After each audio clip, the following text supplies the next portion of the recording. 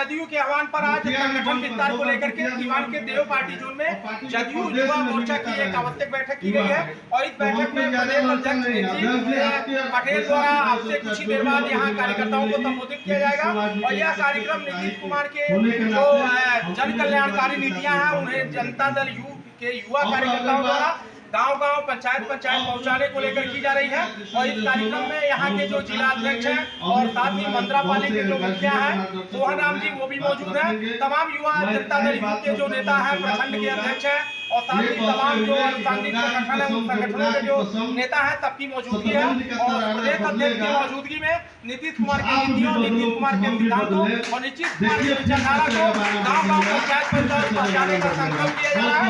हम आपको सीधे जोड़ते हैं यहाँ प्रदेश अध्यक्ष युवा जदयू के नीतीश हम लोग जानेंगे कि आने वाले दिनों में जदयू की क्या रणनीति है क्योंकि यह वर्ष 2024 में लोकसभा का चुनाव होना है। इस चुनाव को लेकर बैठक को बड़ा ही अहम माना जा रहा है। हम आपको जोड़ते हैं प्रदेश अध्यक्ष से, उनसे जानेंगे कि जदयू की आगामी रणनीति क्या होगी। जी प्रदेश अध्यक्ष जी, आपका सीवान आगमन हुआ है। आम चुनाव वर्ष 2024 में होने हैं। नीतीश कुमार का चेहरा प्रधानमंत्री के तौर पर आप लोग प्रस्तुत कर रहे हैं, तो भाजपा की जो हिंदू मुस्लिम राजनीति है, भाजपा जिस तरह से आक्रामक है विपक्षियों पर, आप लोग इससे कैसे पार पाएंगे? सबसे पहले तो सीवान की धरती पे हम आए हैं, अपने युवा जदयू के साथियों और युवाओं से मिलने आए हैं, उनसे विचार विमर्श करने आए हैं। देश के विपक्षी एकता की पहल कर रहे हैं हमारे मुख्यमंत्री। प्रधानमंत्री बनने का कोई उनको शौक लालसा नहीं। 2024 का जो चुनाव होगा वो चुनाव संविधान बेचने वाले, संविधान को ख़त्म करने वाले के खिलाफ होगा, भ्रष्टाचारी के खिलाफ होगा, बेरोजगार युवाओं को बेरोजगारी के अंधकार में धकेलने वाले के खिलाफ होगा, युवाओं को शिक्षा से वंचित करने के खिलाफ होगा। देश को ह्यूमन इंडेक्स HDI जिसको कहते हैं उसके सूचकांक में जो आंकड़े में गिरावट आई है, आप बात करते हैं बांग्लादेश से पीछे होते जा रहे हैं, इस पर सवाल होगा। सीमा सुरक्षा में हुई चूक का सवाल होगा। देश में व्याप्त महंगाई के खिलाफ चुनाव होगा। इन सब में युवा अपनी बात पूछेगा और वोट देते समय और अपनी आवाज़ को बुलंद करते समय सवाल अपने केंद्र सरकार से पूछेगा कि हे प्रधानमंत्री, आपको जब मौका दिया गया, युवाओं ने जो मौका दिया उस पर किया क्या? ये सवाल पे चुनाव होगा और यही हम लोग जागृत करने आए हैं। और सबसे महत्वपूर्ण बात, युवा जानता है क्या करना है। 24 के इलेक्शन में उनको दूर भगाना है जो उनको भविष्य को खराब किया है। 18 करोड़ की रोजगार बात करने वाली सरकार 1 करोड़ भी रोजगार नहीं। और मीडिया से भागने वाले नरेंद्र मोदी जी भाषण तो बहुत अच्छा देते हैं लेकिन सवाल के जवाब नहीं देना चाहते। आप सवाल को दबाते हैं ताकि आप अपने उन्मादी ताकते हैं। आपका जो नफरत की राजनीति है उससे आप अपने आप को मजबूत बनाएं। भाजपा अपने 9 वर्ष के कार्यकाल को बेमिसाल बता रही है, साथ ही विकल्प नहीं बता रही है कि प्रधानमंत्री मोदी का कोई विकल्प नहीं है और आपका संगठन जो है, संगठन को भी लगातार कमजोर होने का दावा कर रही है जो सत्तारूढ़ भारतीय जनता पार्टी पर जो नेता हैं। क्या कहेंगे इस पर आप? ये सबसे पहले बात नरेंद्र मोदी जी को शायद आंकड़ा क्या है, वो तो प्रधानमंत्री हैं देश के, आंकड़ों को समझना पड़ेगा। 37%, 36% वोट उनको मिले और उसके अगेंस्ट वोट कितना मिले? चेहरा एकजुटता की सवाल है। संविधान को बचाने के लिए एकजुट होने का सवाल है। देश को बचाने के लिए एकजुट होने का सवाल है। नरेंद्र मोदी जी को पूरे भारत की जनता पसंद नहीं करती है, लेकिन चूंकि वो नफरत की राजनीति आपस में लड़वा करके राजनीति करते हैं, इससे उनको एक बहुमत मिल जाता है और लोकतंत्र में बहुमत का खेल है। वो बहुमत के सिक्कों को समझते हैं, थोड़ा समझ जानते हैं और लोगों को मूर्ख बनाते हैं। लेकिन अब चूँकि कोई भी आदमी को कितना मूर्ख बनाइए, 1 बार 2 बार, युवा है हम लोग, 1 बार मूर्ख बन गए 14 के जोश में, 19 में कंफ्यूज करके पुलवामा देख के। सत्यपाल मलिक उनके ही लोग हैं, क्या सवाल पूछे? ये जानकारी थी होम मिनिस्ट्री, अमित शाह, नरेंद्र मोदी जवाब दें इसका। सेना मरा है और उस सेना को भी अब बर्बाद कर रहे हैं, अग्निवीर बना दिया।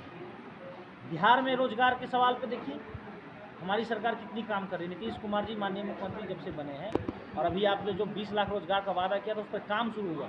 शिक्षकों की बेहतर गुणवत्ता वाले शिक्षकों की भर्ती कराने के लिए BPSC को दिया, ऑटोनोमस बॉडी को दिया, ईमानदारी से हो और पूरी ईमानदारी के साथ यहाँ पे वैकेंसीज और उस पर काम हो रहा है। और एक तरफ रेलवे में कटौती, प्राइवेटाइजेशन, अडानी के सामने देश को बेच देना, 56 इंच का सीना करने वाले हमारे नरेंद्र मोदी जी और अमित शाह जी, उनके जो शिष्य हैं, एक ब्रिजभूषण शरण सिंह के खिलाफ कानून का डंडा नहीं चला पाए। सुप्रीम कोर्ट उनको जब फटकार लगाई तो एफआईआर तो करा लिया आपने, क्या उस पर कार्रवाई करने का हिम्मत नहीं है?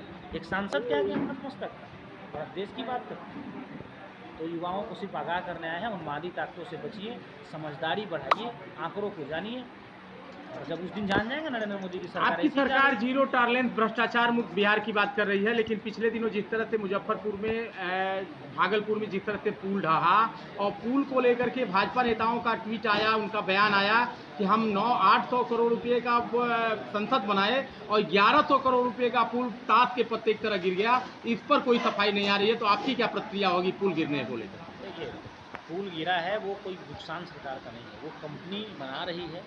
सैकड़ों हजारों पुल बिहार में बन गए, जो जनता को समर्पित हुआ उस पर तो कुछ नहीं हुआ। निर्माणाधीन में हो सकता है समस्या रही हो, अरे आपका चलता फिरता ट्रेन गिर गया उस पर सवाल नहीं है आपका, या आपकी जवाबदेही है, लोकतंत्र के चौथे स्तंभ हैं आप भी समझते हैं कि जो निर्माणाधीन है और प्रकृति के आगे किसी का नहीं चलता है, वो नदी में बना किसी कारणवश गिरा होगा, अगर वो जनता उस पर खड़ी होती और गिरती तो ये सवाल जायज़ था। और अभी तो ट्रेन हादसा हो गया, कौन जिम्मेदार? क्या प्रधानमंत्री जी ने एक बार भी आके प्रेस के सामने अपनी जनता से बोला कि हम उनके साथ शोक संवेदना व्यक्त करते हैं? ट्वीट कर देने से काम नहीं चलता। बिहार में युवाओं के लिए काफ़ी काम नीतीश कुमार ने किया है और आप सिवान आए हैं, सिवान के युवाओं से क्या अपील होगी आपकी? देखिए, सिवान के युवाओं से अपील यही है कि आप आपस में जो हम हिंदी, उर्दू, हिंदू, मुस्लिम सभी धर्मों के साथ, सभी जातियों के साथ जो सौहार्द का इतिहास है भारत, ये देश, ये राज्य, राजेंद्र प्रसाद जी की धरती है, मौलाना मजरूर जी की धरती है, इन सब के साथ लेकर आपको चलना पड़ेगा और अपने हक और आवाज़ के लिए आपको एकता में बंद करके लोगों से सवाल पूछना पड़ेगा, वैसे लोगों से जो आपके भविष्य तय करें। हम अपने सवाल, अपने जवाब लेने आए हैं और ये यूनाइट करने आए हैं। अभी तो शुरुआती काफिला है, आगे हम सभी युवाओं के साथ और भी संवाद करने के बाद लोगों में जागृति भरेंगे और जन जन तक नीतीश कुमार के विजन तक पहुंचाएंगे। और इतने सारे जो आंकड़े हैं, काम हुए हैं, चाहे वो उनको पर्सनल लोन हो या उनकी शिक्षा के बेहतरी के लिए हो, आज बिहार के सभी जिलों में मेडिकल इंजीनियरिंग और ITI के कॉलेज खुल गए हैं, नर्सिंग के कॉलेज में बहुत क्रांतिकारी परिवर्तन हुए हैं। ये सब सवाल बताने आए हैं, जानकारी देने आए हैं, क्योंकि आप आज हम लोग को उतने पैसे वाली पार्टी नहीं है, समाजवादी लोग हैं, सामने वाला जो बीजेपी है पूंजीवादी व्यवस्था के लोग हैं, अडानी उनको फंड करके फिर अडानी को देश बेचते हैं। वैसे लोग तो पूरा प्रचार तंत्र, बैनर होर्डिंग लगा के झूठ झूठ प्रचार करते हैं। सत्य की बात सिर्फ हम कर देंगे और बिहार से क्या पूरे देश से नरेंद्र मोदी की सरकार इस बार मुँह खाने जीत होगी। अभी समय आने दीजिए, अभी उनको जोश होश आने रहने दीजिए। और सबसे दुर्भाग्य लगा, अभी हाल ही में बिहार के बड़बोलेपन के नेता तो माने ही जाते थे, हम अपनी भाषा नहीं खराब करना चाहते हैं। विराज सिंह जी ने देश के राष्ट्रपिता के हत्यारे को सपूत कहा है, तो हम विराज सिंह से एक सवाल, एक छोटा सा एक नेता हम आपसे सवाल पूछना चाहते हैं। विराज जी, आपका बेटा कपूत या सपूत? हत्यारा अगर सपूत है तो आपका बेटा क्या है? हत्यारा नहीं है, वो कपूत हुआ। हम परिभाषा ही बदल गई, देश की इतिहास ही बदलना चाहते हैं, परिभाषा बदल गई, यही बात। बंटी भैया, क्या करेंगे युवाओं से, सिवान के युवाओं से अपील? आज संगठन विस्तार हेतु आप लोगों का बिहार प्रदेश जदयू के तत्वाधान में यहाँ बैठक हुआ है, युवा जदयू से, तो क्या कहेंगे आज? युवा जदयू के हमारे नए कमांडर, नए अध्यक्ष नीतीश कुमार पटेल जी बने हैं और ये अपने साथियों के साथ, सिवान के साथियों के साथ मिलने, उनकी बात को सुनने, समझने और उनसे दिशा निर्देश हमारे अभिभावकों से लेने आए हैं। जहाँ इसके बाद ये संगठन का विस्तार करेंगे, यहाँ नई जिम्मेदारी जिलाध्यक्ष रूप में किसी को देंगे ये, और यहाँ क्या क्या समस्याएं हैं, युवा जदयू कितना मजबूत कैसे हो सकता है, इसकी तैयारी की ये मीटिंग है। तो अध्यक्ष जी अपने कार्यकर्ताओं से रूबरू होने आए हैं, इसमें हम लोग सहयोग। रोहन जी, आज आपके जिले में बिहार प्रदेश युवा जदयू के अध्यक्ष का आगमन हुआ है, आज का जो बैठक है उसका प्रयोजन क्या है? आज इस सिवान के धरती पर बिहार प्रदेश युवा जदयू के प्रदेश अध्यक्ष श्री नीतीश पटेल जी आए हैं। इनका पूरे सिवान युवा जदयू की तरफ से हार्दिक हार्दिक अभिनंदन, स्वागत है। और इसका मुख्य उद्देश्य है कि सिवान जिले के युवा जदयू पूरे बूथ स्तर पर किस तरह से मजबूत हो, इस पर कुछ टास्क देंगे और उस पर हम लोग काम करेंगे, इसी के लिए आए हैं। परिचय दे दीजिए। अनिल कुमार राम उर्फ सोहन राम, युवा जदयू जिलाध्यक्ष सिवान। मुर्तुजा जी, क्या कहेंगे आज जिस तरह से आपके युवा जदयू की सक्रियता दिख रही है, सैकड़ों की संख्या में युवा जदयू नेता यहाँ इकट्ठे हैं, क्या संदेश देंगे आज के दिन आप? देखिए, अभी जो मिशन 2024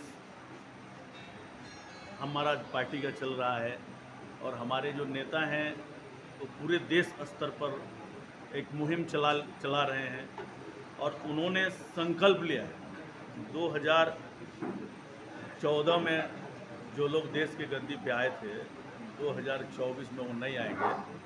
यह बहुत बड़ा संकल्प है और इसलिए जितनी विपक्ष की पार्टियां हैं सबको गोलबंद करने में वो लगे हैं और उनको अपार समर्थन मिल रहा है विपक्षी पार्टियों को। मैं समझता हूं कि एक संयोजक के रूप में संयोजन कर रहे हैं और जितने विपक्षी मतदाता हैं वो सब गोलबंद हो जाएंगे इस विपक्षी एकता के।